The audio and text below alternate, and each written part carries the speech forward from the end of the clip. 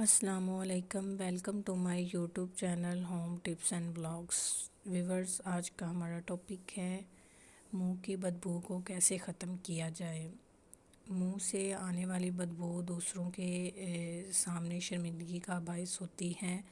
इस बदबू से निजात के लिए आज मैं आपको बहुत ही एक कारआमद और मुफीद तरीका बताऊंगी कि आप अपने मुंह की बदबू को कैसे ख़त्म करेंगे। अक्सर लोगों के मुंह से ब्रश करने के बावजूद भी स्मेल आती है।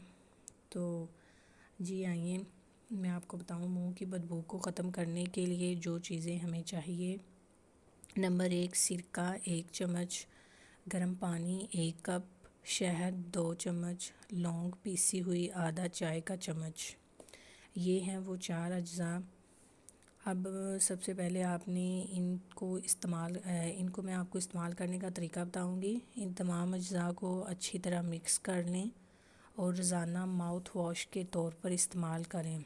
मुंह से आने वाली हर तरह की बदबू स्मेल ख़त्म हो जाएगी। ये तरीका आप आज़मा कर देखें, ज़रूर आपको इससे फ़ायदा होगा। अगर आपको मेरी ये वीडियो अच्छी लगी तो लाइक करें, शेयर करें और चैनल को सब्सक्राइब करें। Thank you.